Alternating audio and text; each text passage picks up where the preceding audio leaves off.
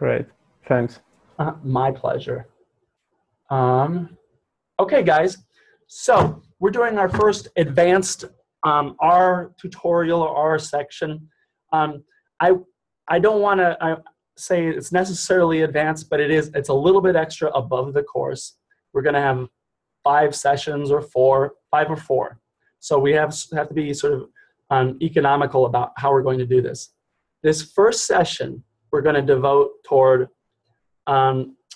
getting your data into, finding and getting data into R. All right? Sound good? It's probably, in my view, it's actually the most onerous, most annoying part of all of this. Next week, we're going to do a little bit on data management, actually quite a bit, which is sort of like cleaning up the data and all that kind of stuff. Mm-hmm. And we'll go from there. Then we could branch off a little bit. But my main goal is finding data and getting it into R. That's what you want to do, because there are many different ways, structures, and data frames, I'm going to say, that are very different than what we have experienced in class, which are all data, R data files. Okay, so quite often, I'll give you an example. If you download anything from the World Bank, they always use a program called Stata. Now, Stata is pretty nice, but it has its own data file. I'll give you an example here. Here's Stata, for example. It's just a different data file, and it typically ends in .dta. So we're gonna, so there are different kind of file names with different suffixes. They require different approaches. And very rarely will you ever see an R data file, to be honest, in practice, because people usually say things in other forms. And I'm going to show you probably, I think, is the coolest, easiest way to do this. Sound good? Awesome. Okay. So someone had asked me, it might have been you, Payal, I'm not sure, but someone had said, if we can just use the view function, so, if we use this data function, we can actually load data frames within RStudio. Someone had said, well, why don't we just use Excel? And that's a great question. So I'm going to just view the Titanic. This is different than the actual Titanic data set that we used, if you recall. Mm-hmm. Okay, so here's that little data frame, and it looks a lot like an Excel file, right? Mm-hmm. Okay, well, let's remove that for now. I'm going to do Control L. That clears the console. And then I'm just going to clear this little section right here. Yeah, we'll remove all those objects. Okay, I'm going to remove this viewer. So what I'm going to show to you is, first, where are we going to find some data? And I'm going to give you some cool websites. And by the way, I'll give you this R script. So this is Go finding and importing into RStudio cool data. I say this is the most annoying part because once you get the data in, then it's fun. You can do cool stuff. But getting the data in can be kind of a pain, and it was probably my biggest hurdle in my own journey, you could sort of say. So I'm going to give you a couple websites here, and I'll just comment these out. The first one I'd recommend is through the United States. This is data.gov. This is just a great repository. I'm going to put this in the screen.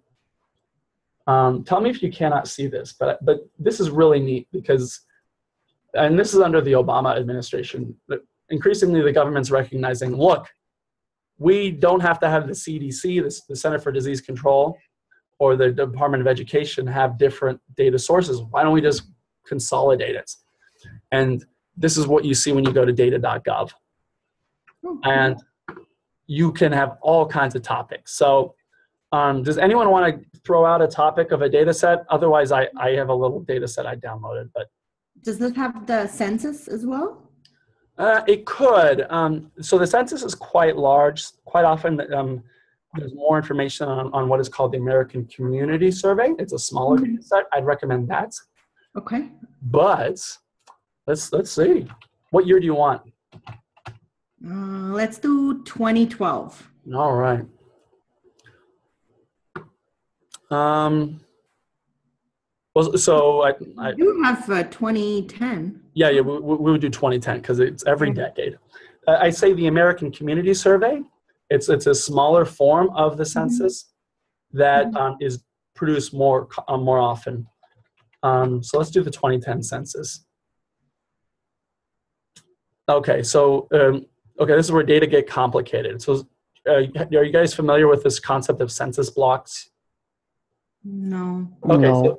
so the government, United States government, will divide geographic regions into blocks, which are slightly smaller than a city, and then tracts are the smallest unit that they have. So within a neighborhood, it might be half a city block. So some of this information might be a little overwhelming. Too much. Exactly, a data deluge. So I'm going to try American Community Survey and see what we see. And that's also known as the ACS. All right. An annual nationwide survey that collects information is age, race, blah, blah, blah, blah. So this is kind of it's a smaller data set. And see, the formats are all different, huh? This one is HTML, the other one was CSV, and bingo.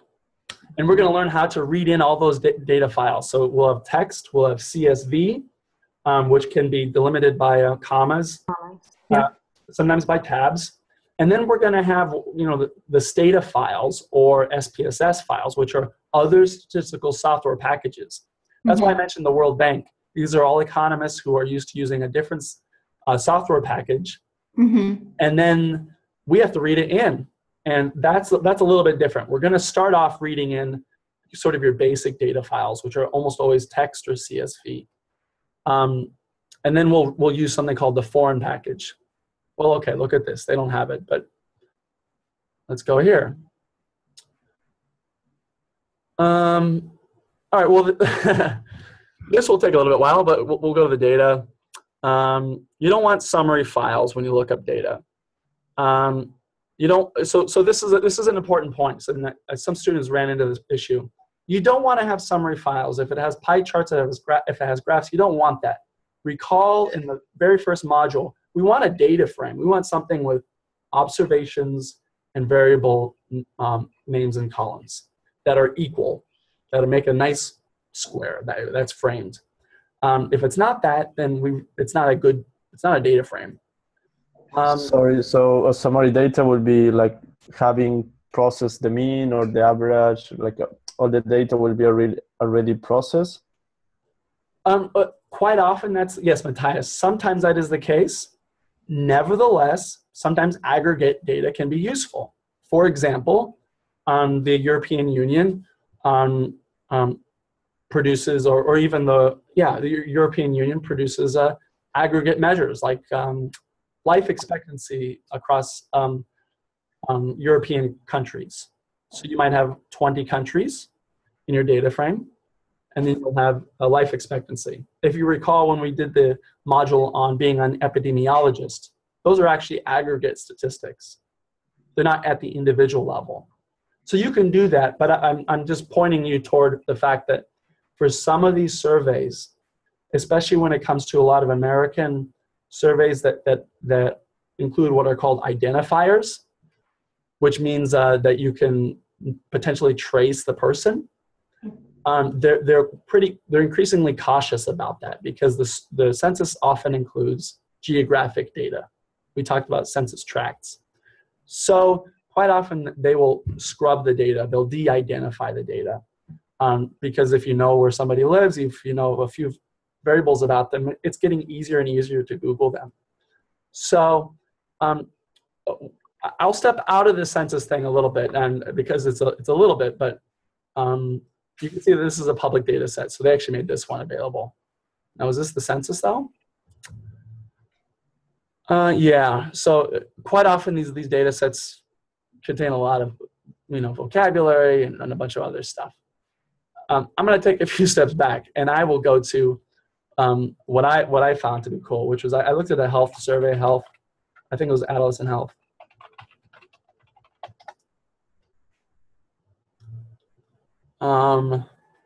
So, and you guys can see, look at this. Here's a CSV file, here's a CSV file, here's a text file. So let's download this. This looks like an Oklahoma data set that is a CSV file. And this is a very common type of file. Do you guys know what CSV stands for? Comma separated value? Yeah, exactly. And that's... Comma delimited. Yeah, I mean, CSV is comma separated. You can read it in Excel. What it means is that, here, I'll download this data set. If you see, I just downloaded this one right here. Here's one that I double downloaded, but I just downloaded this one. So we're gonna open this up at the bottom. Open. Okay, so this isn't actually it is not a great data set because it has very little information. Here's the obesity data set. So it's just basically one worksheet where they have only a few years of apparently what looks like adolescent obesity rates.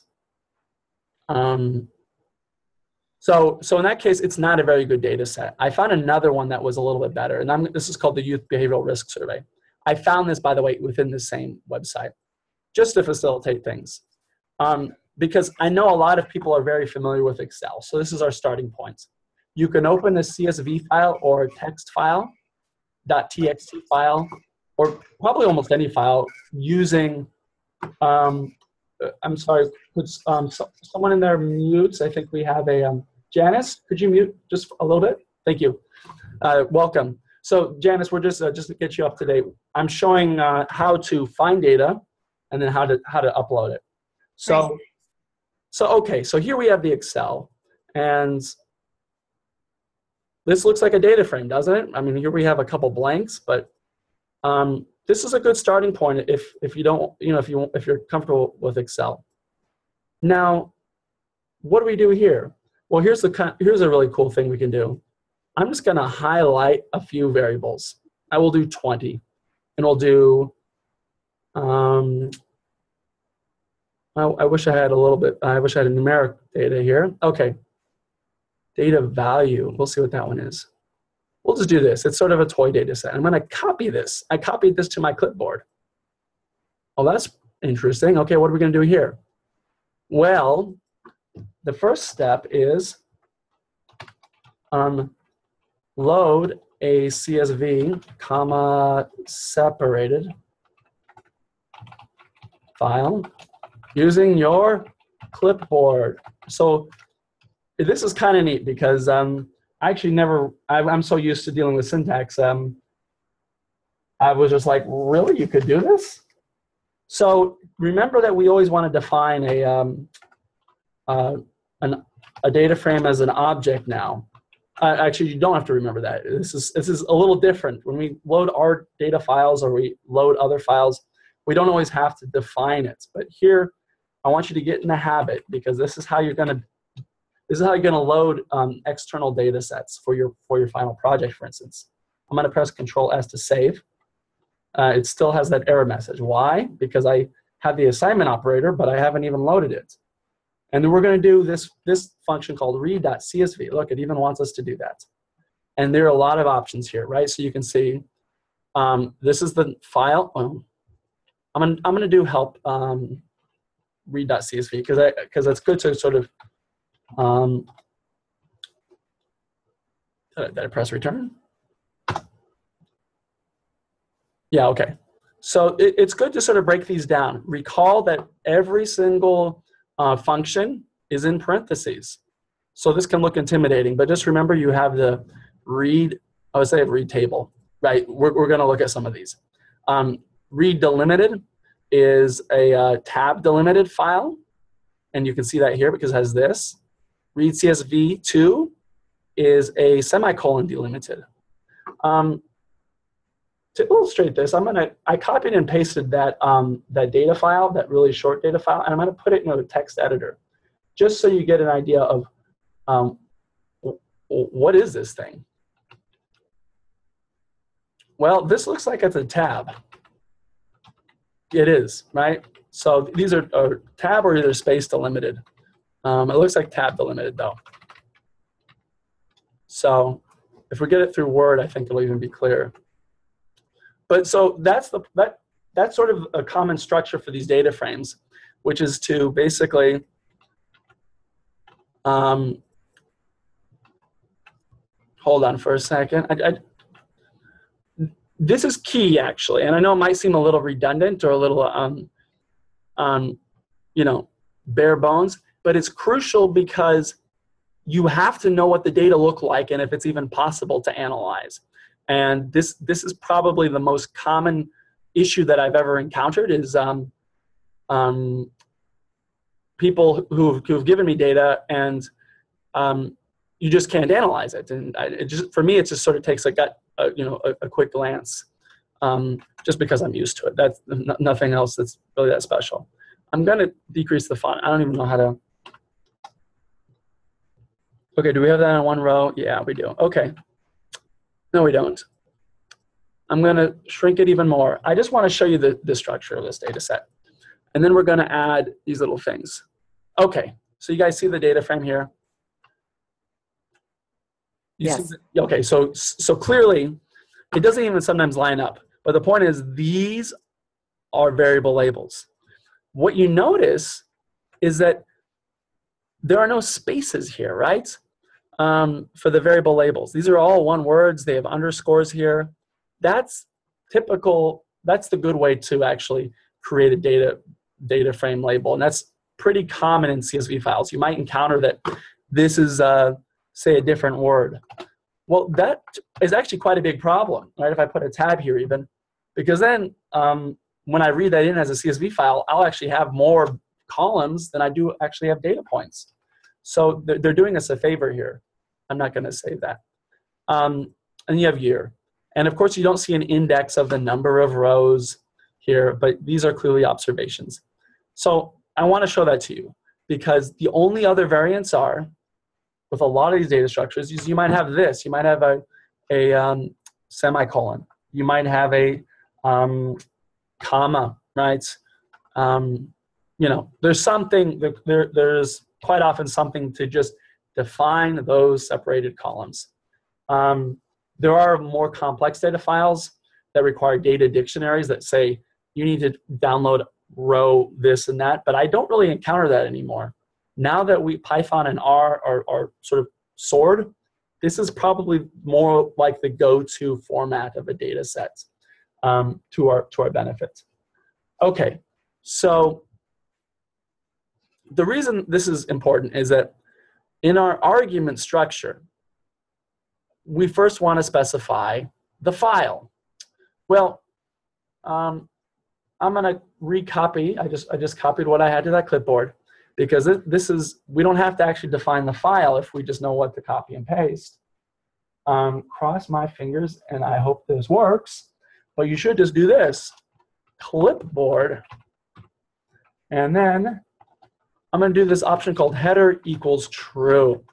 What this means right here is that if you go back to the data set, if we go back to the structure of the data set, all I'm telling R is saying, you know what? I know what the variable labels are. You don't have to do anything about this, right? That's the header right there. That equals true. I'm saying don't treat the first row as variable values. Those are the names. Now, of course, if we didn't have that, then you would set header equal to false. Okay, I hope this works on my platform. I've tried it before. If I don't, I'm sorry. But so I basically copied to the clipboard, and everything I copied in Excel and set as header as true. Yes, I did it. That makes me quite happy. Okay.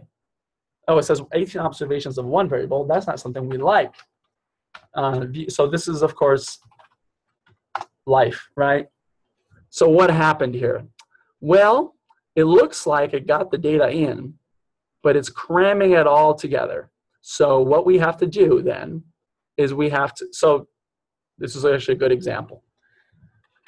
It's important to set your little, what do you want to say? The other arguments, just to make sure you have your ducks in a row. So I'm going to delete this object because we don't want this.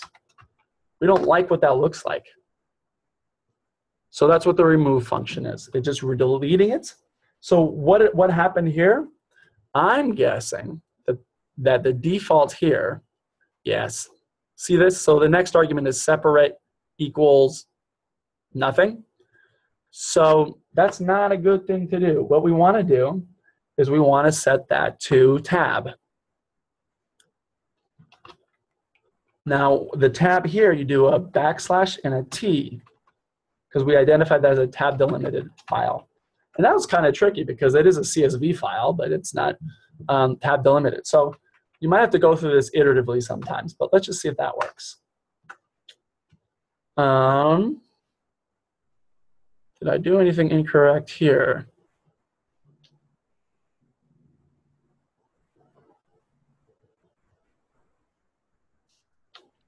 Let me see, hold on for a second. Is the data still on your clipboard? Oh, that's a good point. Thank you. Yeah, of course. That's a good point. Well, let's see. Yeah, of course. Thank you. See, it's funny because for me, I meant to introduce this as a sort of something that I thought would be easier because even though I don't encourage it all the time. There we go. Thank you, Payal. Okay, so view. Oh, shoot. So now we'll do, whoa, we want to get that. Whoa. What did I just do? Okay, separate equals, and we want to do this tab delimited. Now I'm gonna we should already have that in our environment. We're gonna toggle to our environment. There we go. And we have 18 observations of 11 variables, which good. A1, let's see if that's true. Yeah. 1, 2, 3, 4, 5, 6, 7, 8. Okay, so let's just look at head my data. Well, that's kind of ugly because it's not wide enough. So I'll do Control L. It just clears the screen. Head my data. All right. So can I ask you a question here? Absolutely. So what if there was a scenario where you want to split a column? So let's say for topic type in this case, let's say I want to split that one column into two. And so have tobacco use in one and survey data in another. Can I split columns? Oh, I see. So if you're saying it might be more common with a data set where it's, could you give me an example? Which here, I'll give you the names. So I was thinking more for date actually, because I have, let's say, data from Gapminder where I have date in a particular format, but I want to separate the date into year and month. Right. Okay. So that we're going to cover that more next week with data management. So that would require you to use a string function. All right. Okay. That is essentially you take because these are it's a set of strings, right? So if you look at the class of that variable, you could do that. So okay, I see what you're saying. So you can separate it at that dash or whatever. Yeah, you need to do that because it's not delimited, correct, on its own? Actually, it's because here. Well, let's see. They're treating year as an integer here, but it's because the other function I'm going to show you is class. We've looked at this before, but the point is we can do my data, and then we can look at let's look at data. Well, these are all going to be the same. I'm trying to think of something with some variation. Okay, topic DESC. Okay. Oh, that's a factor variable. Okay. Well, this still has values to that factor, but let's try topic type. Are you looking for string? Huh? Yeah, I'm looking for something where it kind of makes at least some sense. Is your string? Or I don't know if it's. No, it isn't. That's okay. But the main point is, I wanted to answer who asked that other question. Was that you, Suzanne? It was me, yes. Could you repeat the question? I want to make sure I address that. My assumption is that you would then have to work some kind of string command because its topic type is not delimited further than what we see. I see. Well, actually, everything is delimited. We imported the data correctly. What Payal's asking is something that goes beyond our data import, which is, okay, we have the data as it is, as they gave it to us, and most public health agencies, for example, or most governmental agencies, do a pretty good job at giving you the data in a sensible way. However, what if, for example, we wanted to say separate, we don't have this, but I'm going to actually load the Titanic data, and I hope that that has the names there. View Titanic. This is an example where you might want to do this. Oh, they don't have the names here. Okay. I understand your point, though. You would want to somehow use a string command to separate first name from last name, whereas in the Titanic data set, they were together. Exactly. So you could sometimes you want to combine columns. Sometimes you want to separate columns. Sometimes you want to. So some of this could involve, recoding or revaluing a factor, and we're going to focus on that. But it's a little more tricky when you say, let's say our names were or dates were all together, and you really just want to have one variable that is the month, one that is the date, and one is that is the year, rather than one date variable. Sure. That means you're going to have all those integers, and you're going to have to use a regular expression. Okay. So I'll give you a quick heads up on that. This is, I think it's still current.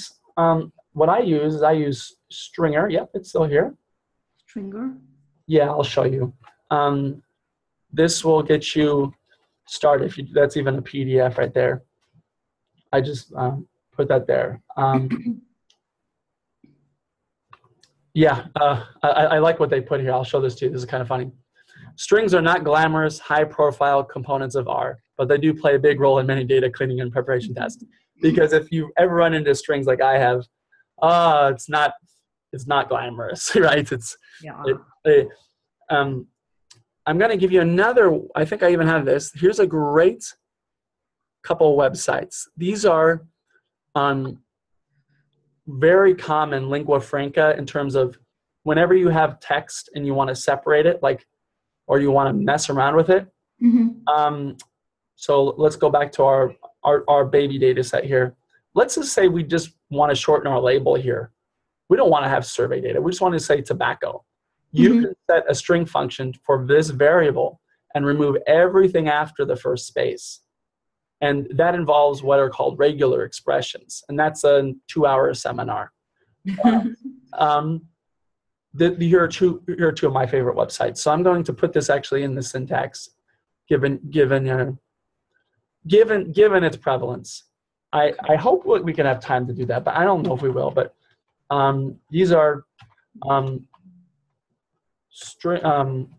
do you do it? Parsing strings text after you import the data set.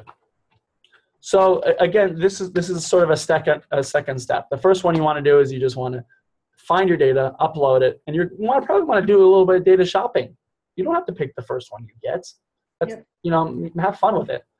And you're gonna find some junk. You're gonna be irritated, but I'm gonna give you some more websites that are really cool. Let's see. I don't want anyone to leave intellectually hungry. I feel like if you have questions, I just want to make sure you have them. So yeah, I have some good leads here. Thank you. And the stringer function is good. And whenever you find functions, look for these things called vignettes. These are great. The vignettes are essentially just a work through with things. Oh, okay. Yes. Okay. Beautiful. All right. So we could focus on that. I would like to. All right. So class, this tells us, what kind of variable is it? Right? Is it categorical? So for example, e.g. Categorical, numeric, typically, you're going to not really encounter any problems here. Sometimes you'll import a data frame, and it's not what you want. So I was happy to see that year, for example, was what I wanted it to be. If we look at the class, this should be numeric, I would expect, right? Let's see, what do we do? Class. And then we do this data. So we do my data, $, and then we do the variable. So it's always data, $, variable. And it's numeric. Whoop-de-doo. Okay, I'm gonna give you a little hack here. Some people don't like this, but let's say you really hate doing that. I know a lot of people, especially starting out, they don't like typing in the data frame. I think it's good hygiene. It's good practice. I say hygiene because you know what you're dealing with. You can do something called attaching and detaching. This is a little artificial. Basically, what you're saying is, I'm only going to use this. And now you can just type the commands for that data frame without ever having to invoke it. The key point is you have to detach that data frame. Did I misspell that? Yes. There you go. Okay. So I just wanted to show that to you. Okay, I'm going to actually remove that Titanic data frame too. Okay, so this is relatively easy, but hopefully I showed you guys how to find a data set, how to copy it to your clipboard from Excel, what the header function means, and the kind of separation that you have here. So this is a tab delimited separation. Let's see. Okay. Now I'm gonna try to find a text file. Sometimes a lot of these data sets have missing values that might be a little wonky. So let's see if we have any missing values here. No, I gave it such a small data set, so I'm gonna actually remove this little thing. Remove my data. Okay, so we don't have anything here. One issue that you'll commonly encounter when you import data frames is this question of missing values, either blanks or some other value. Sometimes a lot of people will say, there's no value in the data set that is equal to negative 99999. Well, the problem is you don't want to read that in as a value. So what are we going to do? Well, we have an argument for that. Let's see if I can find a different data set that is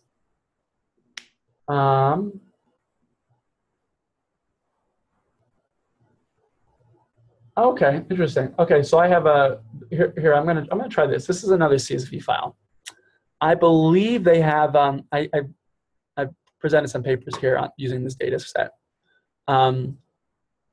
It's actually what the government uses to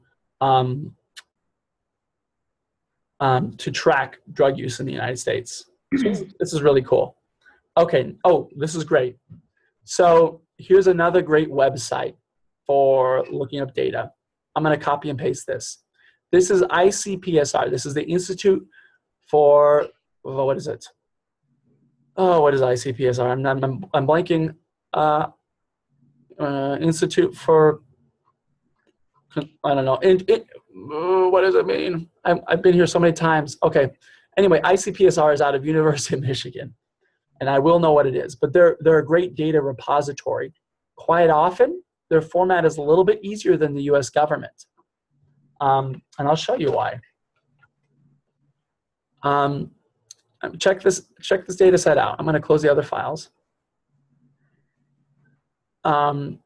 Here's the data set. You get the name. You get all this stuff. And it says they are available. And it tells you what the data sets. And it says, oh, this is gigantic. We're not going to be able to download the gigantic one. But look at all the different data files that you have here. So you can get an Excel. You can get an SPSS file, which will have these wonky negative numbers. You'll have a Stata file, which is what I showed you before. Look, we got R. This is actually an upgrade. The world is changing. Okay, so they want me to sign in. Let's see if I have my file. Let's sign in here. Nah, I'll do it later. But I'll show you some ready-made data sets. But the point is, and this is an ASCII file. There are a bunch of characters in an ASCII file. You shouldn't have to do anything differently with using that. I think you can just do write table, but let me just double check.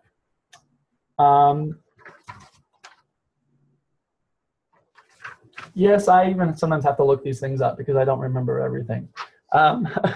This is the truth about R. Okay, yeah. So ASCII, this is right. It stands for American Standard Code for Information Exchange. It's simply sort of an agreed upon translator of characters. The main point here is sometimes you'll only encounter SPSS or SAS, or yeah, the SAS setup. These setups, these are like R scripts. These are the scripts to set up the data. R quite often doesn't include that, which is kind of a pain. So what you're going to have to do is you're going to have to upload your data and then download these things called code books and match and then sort of do a control F of the code book and figure out what the variables mean through that. What I'm not going to do is download this. I love the data set. I'm working on it right now, but I'm gonna go in my own little sandbox, my world of data. I'm gonna get you guys I think a data set that is in one of these forms. I'm going to give you a Stata data set, which is the same thing. If it's an SPSS or some other data set, you're still going to have to use this other method of importing data. So as I'm getting this, are there any other questions? Nate, I have a question. How would we get a portion of that data set if we just wanted to take a piece of it? That's a wonderful question.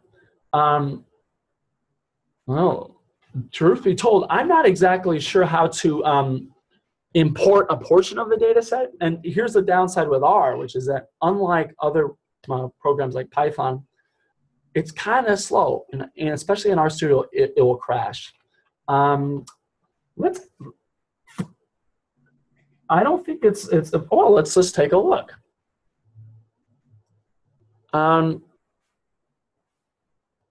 If we do read.csv,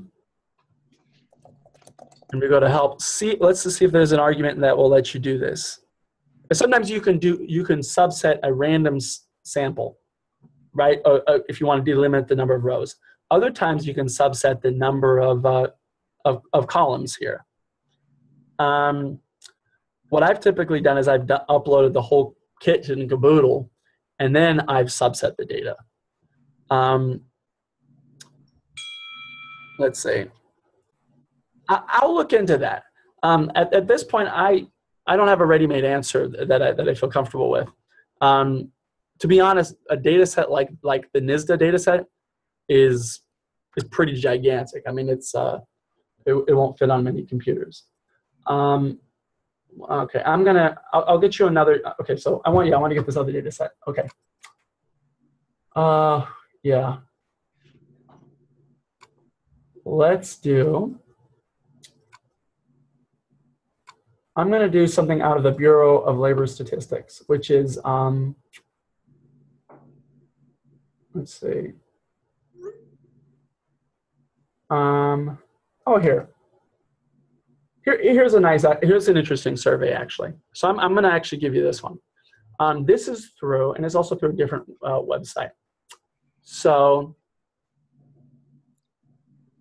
it'll be also an occasion to actually look at a different website. And this is Harvard's Dataverse, Harvard Dataverse. Harvard has a lot of data sets that are through University of Michigan.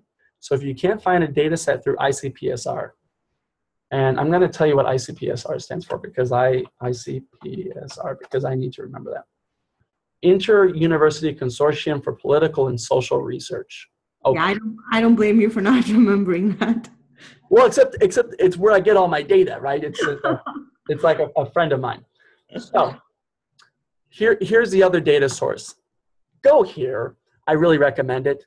log in using your Harvard credentials, because this is where it benefits you to be a Harvard in the know, because there are some data sets that if you're not logged in as a Harvard affiliate, you can't get the data. Now, one of the things you have with Harvard Dataverse is you can't get all the data that's available, but you can get quite a few.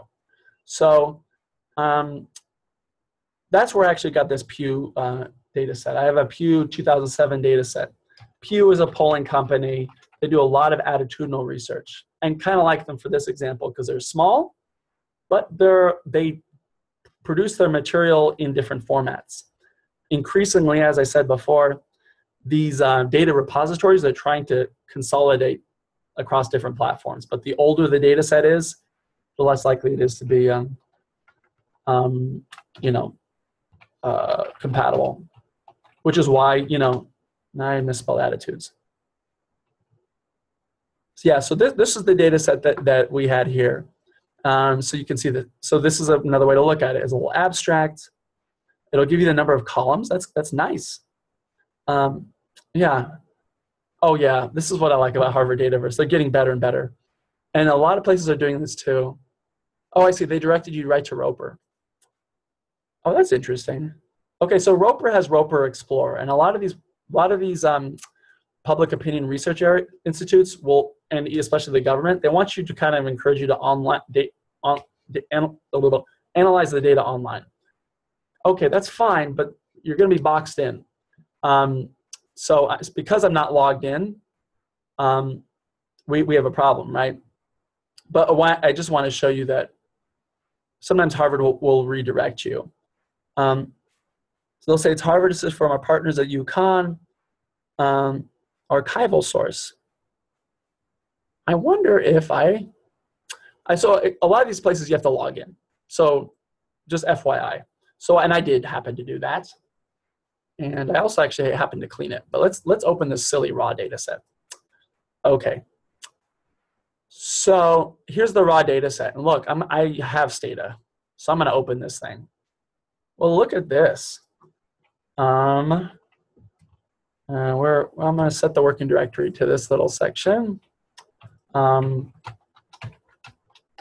then, okay, I want to show this to you. These are .dta files. You can't read this in to R. So what are we going to do? Well, all is not lost.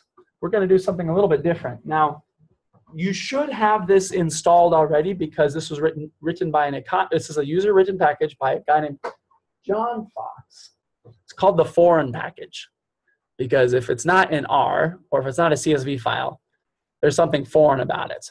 So these are for any proprietary, any stat packages with suffixes that are specialized for those. So these are like the equivalent to our data file. So just to give an example, here's here's the .dta file for Stata. Here's the what is SPSS? Is it just SPSS? I can't even remember. SAS. I'll just type in the stat programs. Stata, SPSS. These are the most common ones. SAS, MATLAB sometimes, but not rarely.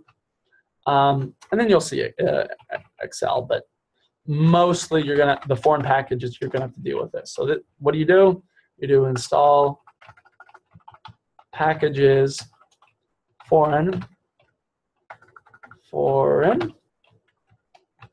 Now I think this is already installed because my version of R has recognized the reality that, oh, I don't know how to do that. Okay, whatever. Let's just try installing packages foreign. Okay. Why is it, what's the name of the package? Hold on for a second. It might be the car package, and it might be a function in there.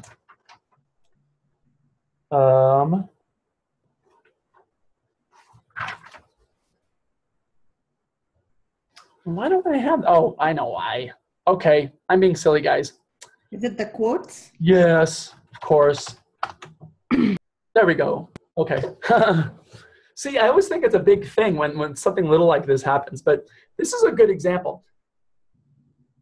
Programming, statistics, it's debugging, it's problem solving. It's encountering a problem and figuring it out.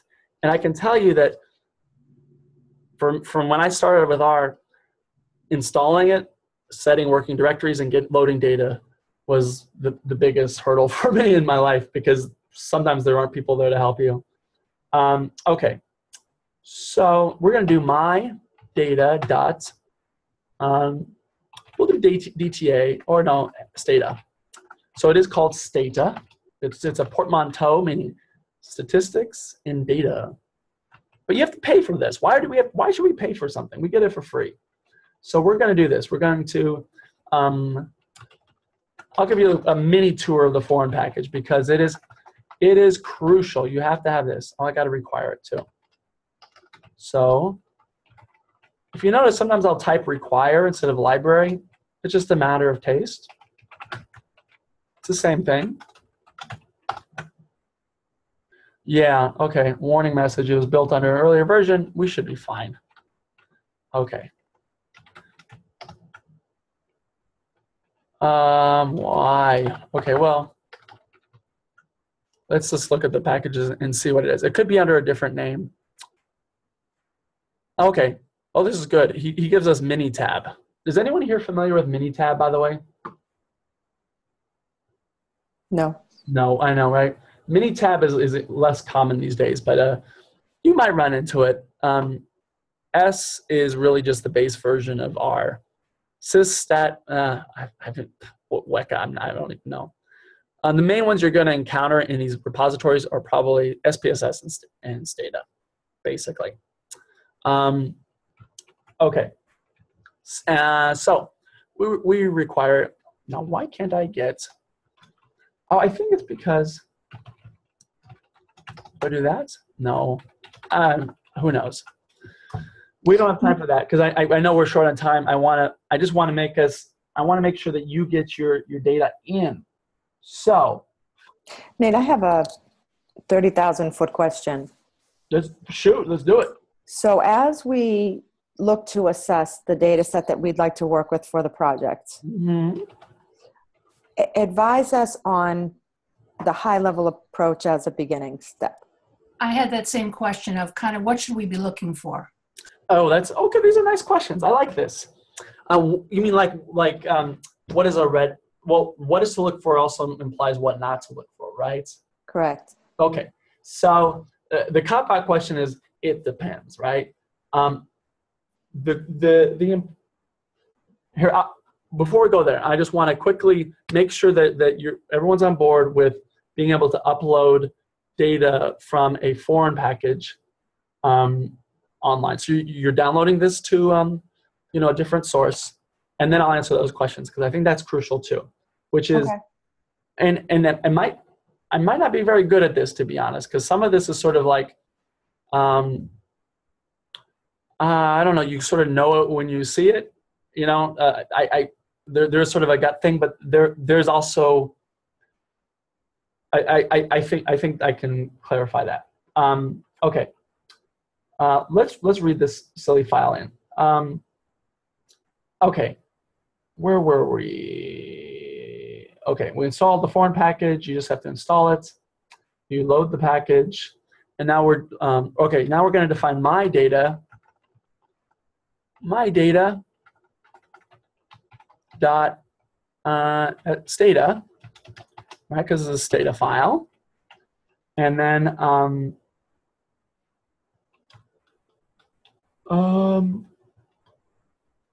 yeah, you should do. Let me make sure. Let me just be absolutely sure that I'm getting this right. Okay, yeah. So yeah, I like these help pages actually. So you have to read this as a DTA file. So remember we had read.csv. This is the suffix of a stata file. Pretty unreasonable, I know, to expect you to know what a DTA file is, what an SPSS file is. Anyway, but here it is. So we do that, and then now this is a little bit different. and I'm going to show this to you because we want to make sure that we're in our little working directory. I showed you that folder on our desktop. Good, we're there. And then I'm going to just show us the contents. Okay, cool. So which data do we want to upload? This one right here. I'm just going to copy and paste this. Because remember, the first part of the argument is after we do read.dta, the first one is the name of the data file. Before it was the clipboard, now it's the actual name of the data file. Now that we've recognized that we're actually in that location, now we should do anything else. Let's try this. I'm not sure this is going to work, but let's just see. Okay, it did. Let's see.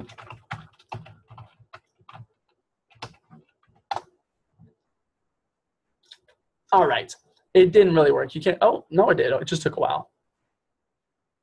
Okay, this is cool. And you'll see here. Notice it recognized these as missing. If you had some wonky values, which we don't, unfortunately, you know what I'm going to do? I'm going to import the raw. I also included in this file the raw data. This should have wonky missing values, and this is important to see. I know. I'm not answering your questions, but I am keeping the end game in mind, which is I really want you to you know, be well equipped here.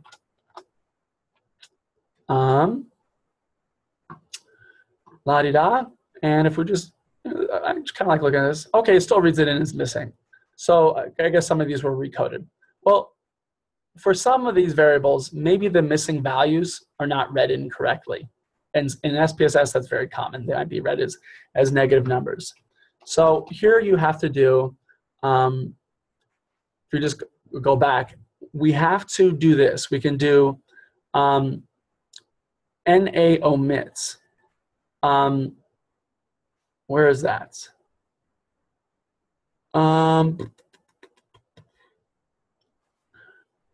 Do we have that there?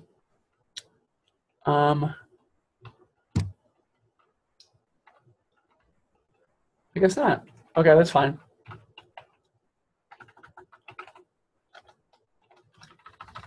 Okay, well.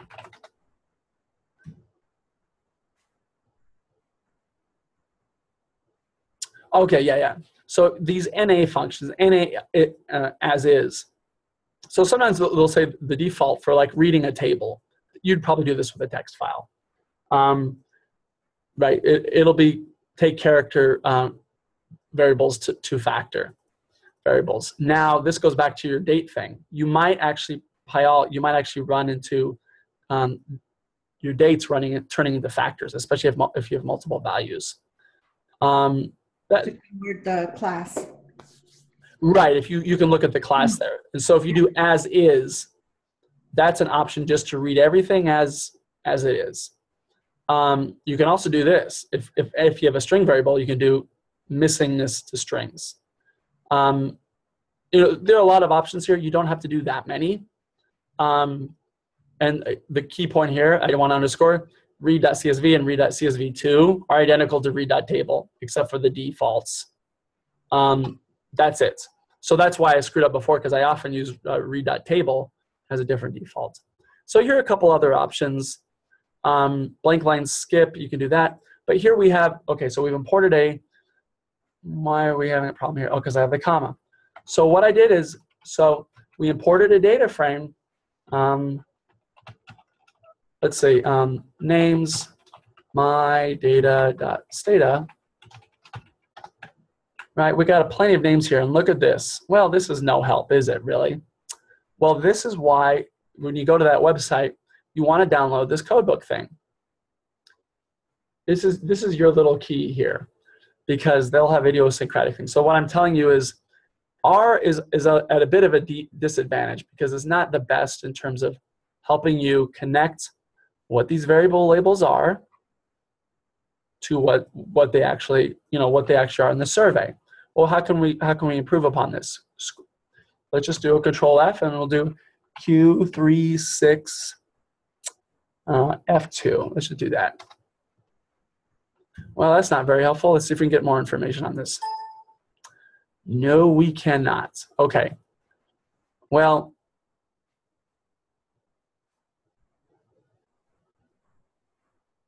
you might have to download a different code book. Oh, yeah, okay. So you'll have to just go to, so that's typically, if they'll do that, it's probably question 36 they have there. So this is kind of, yeah, okay, here it is. It's in caps, that's why I didn't do it. So which is more important? To have students go to racially mixed schools or many others? And then we can just do, we can look at that. Oops.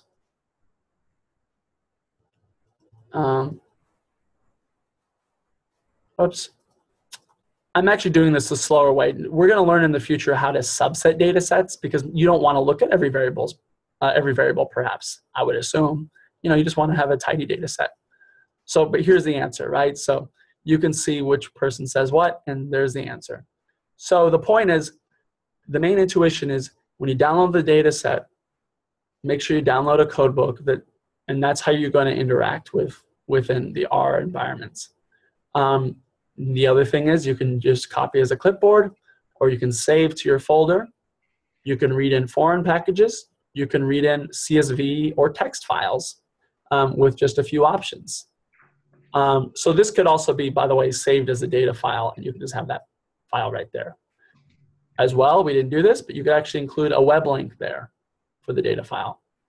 So well, you know, I think we covered some bases here, right? We got some data sources to begin with, and we downloaded them into our environment. And I think once you're there, it'll get easier and easier and easier. That being said, I wish we had more time to even cover this because this is a lot of stuff to deal with. I mean, there are whole courses on this. Do you mind if I want to answer your questions. Do you mind if I just show you a couple websites, a few more websites that I think are useful? Is that okay? Sure. Yeah. Okay, cool. One question, sorry. Absolutely, no, absolutely. I'm just grabbing the data sources. I'm trying to enter to Dataverse from Harvard, and it's rejecting my Harvard key. Do you think we have access as members of this course to use it? Yes. Do you, Matthias? Do you have an 8-digit ID number? Yeah, I was using my Harvard key login lastly, but yeah, I should have an ID as well. Okay, so I will just get to the support. Yeah, I'll always go to support for that because it's quite possible because you're out of the country or off campus. You might have to do like a remote key client or some sort of VPN. Okay. That's my intuition. But yeah, do you have that access to them for that? Can you? Oh, if you go to the course website, you can actually do that too. Okay. Okay, yeah, I have a bunch of data links here. Oh, not a bunch. Oh yeah, CDC. So, I mean, there are a lot of. Let's see. Okay. These might also be in data.gov because that's sort of the center of all things for the US government. But this is also a good source. This is for health data. That's the National Mental Institute of Health or something. Just go to see. We'll go to cdc.gov. And these are quite similar, but what I like about them is that they're a little bit easier to do. And I just learned today that apparently the presidential candidate Donald Trump wants to actually eliminate another great institution of databases, which is the Bureau of Labor Statistics, which is basically how the U.S. government tracks its economy, which is kind of crazy because I have published papers using their data. So I'm going to give you, these are all three governmental institutions. You have Health, CDC, National Center for Educational Statistics, which is about education, and then I'll give you, what was the other one?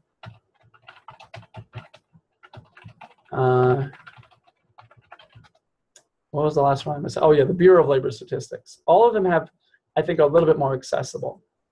And they, their goal is basically, they're happy to give the data. If you want international data, it's a little bit harder, but you can go to a Dataverse or ICPSR. Those will be the best sources. Amazon also has quite a few good data sets. So Amazon's in the business of promoting big data. Here's Amazon's stuff. So there's Amazon. Just click on this. Some of these are going to be pretty large and maybe not as interesting, maybe not as many people. Like Google Books Ngrams. You'll have every text of every book ever written. Okay, well, go ahead, but these are very large. GDELT is gigantic, pretty rad. It just won't scale up within R. Earth science stuff. You might feel a little overwhelmed here. I kind of like Dataverse. National Center for Education Statistics, I love these people. I think it's intuitive. They have cool data sets. Surveys and programs, that's what you do. And then you go to data systems, talk about privacy quite a bit. They have a bunch of data sets. If you're interested in schooling stuff. Any other topics that you guys are interested in, so I can throw in anything else? Do you know any website or where you think will be easier to get more international data, like not only from United States? Yeah, so Gapminder is a great location.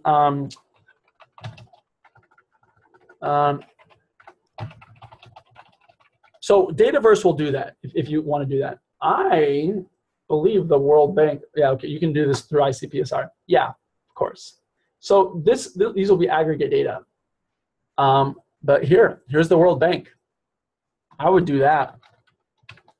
There are more proprietary surveys like Roper, these polling institutions. They'll have segments of the world. But the World Bank, I'll show this to you. So Matthias, look at this. Free and open access to global development data. Right. So what's your topic of du jour? Crime rate in Latin America. Great. I'm not great, but crime rate. Sorry. Right, the Southern Cone, right? I'm sure there's some cool data sets. Yeah, I don't know if that's that good. I found some data on Kaggle website. Yes, Kaggle. Thank you. That was missing in my mind. So Kaggle is a great outfit. They set up competitions for data science. They might be a little bit too big, but I believe they have more data that's probably scalable. Thank you. In fact, I think some of their training data sets, if you do some of their easy machine learning stuff, they're gonna have you mess around with the Titanic data set. That's why we kind of introduced it, because these are canonical data sets.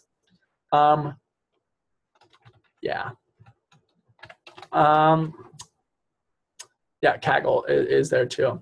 But it was interesting because when I went to I don't know. Yeah, you can find this stuff. Yeah, you can save, you can tag. So part of the problem, of course, is that everyone's so sort of proprietary. Like the way they structure the data set or the interface is a little wonky. Maybe because I'm just affiliated with Harvard. I like Harvard's interface. It matches with ICPSR. And when I Googled international data set, it showed up. Let me see if I can find that here. Yeah, Kaggle's good. Thank you for reminding me, though. Okay, let's go to how do we figure out what's a good data set and what's maybe not feasible, right? This is sort of the $1 million question. Right, guys? Yes. Yeah, of course. Yes. So the cop-out question is it all depends, but it doesn't depend that much. I'm gonna load, what is probably the most famous data set in statistics. Have you guys heard of the IRIS data set? It's built in. Yes. Right, they call it famous. This famous Fisher's or Anderson's iris data set gives the measurements in centimeters of the variables sepal length and width and petal length and da-da-da-da. It's sort of like if you're writing a stats package and you're just like, okay, here's a worked example. I'm going to use the iris data set because everybody knows of it. I had a friend tell me, I'm sick of the iris data set. But it is classic because Fisher was actually a geneticist. He was an evolutionary, statistician. And so he was interested in biology. So what does a canonical data set look like? It's a data frame. And typically the view function will give you that best idea. You have rows, which indicate unique observations. It's better if they're not related to one another. So if the first 10 observations were, say, in my backyard, and then my brother's backyard had all the rest, well, those are two different samples mashed together, right? A survey, a simple random sample of a survey, these rows represent unique observations that if I know the value of this, I wouldn't know the value of this, right? So if you know my heights, you won't know the height of the next passenger on the Titanic, for instance. But the main intuition is simply you want it to be a frame. You want labels, you want column names, and you want a box here, basically. That's the easiest way I could explain it. That being said, I would hedge on the premise that less is more. So I showed you a data set that this is the same as a dimension function. This is 134 variables.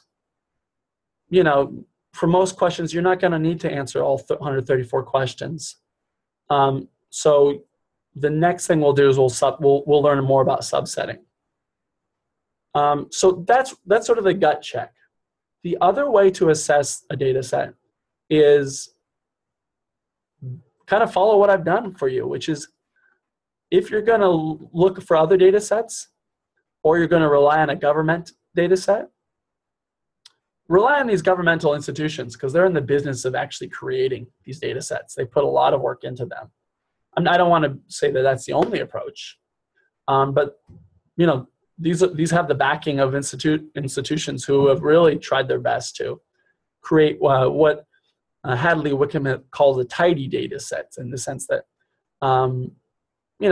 it's kind of clean and tidy. Every little box has its own meaning.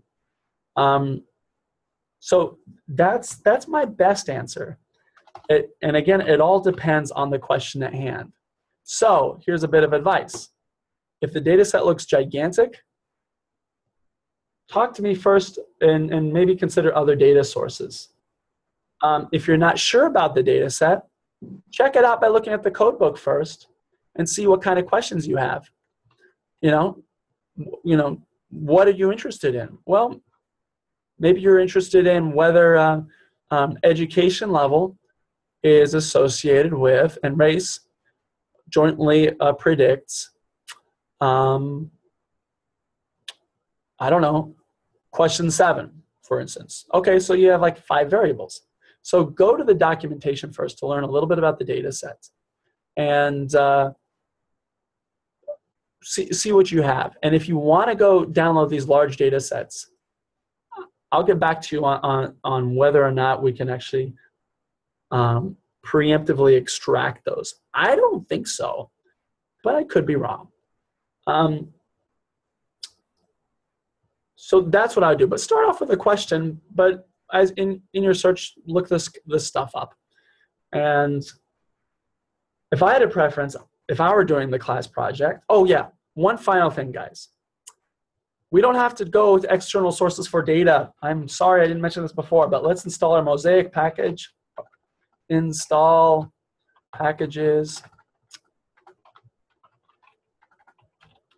Mosaic, because this will add a few more data sets. Okay, and then, because I want to remind you, you don't have to use data sets that are external to us. you can actually use the wealth of data sets that are already built in, like the iris data set. And we do this with the data function.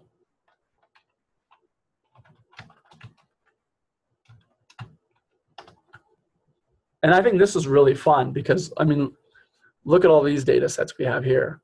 Oh, that's great. It gives you that list. Exactly. Now, when you load an R data frame, you can just load it and then it won't be read in as a data frame. Actually, looks like this isn't either. Who knows? What's cool about these is these are already as clean as possible. So if you're feeling a little anxious or you don't have enough time, these are great. And I encourage you to do it because they're neat. Let's, you know.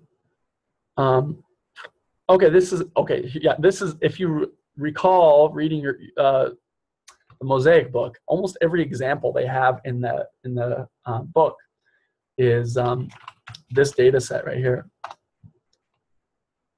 It's a homelessness and drug use survey.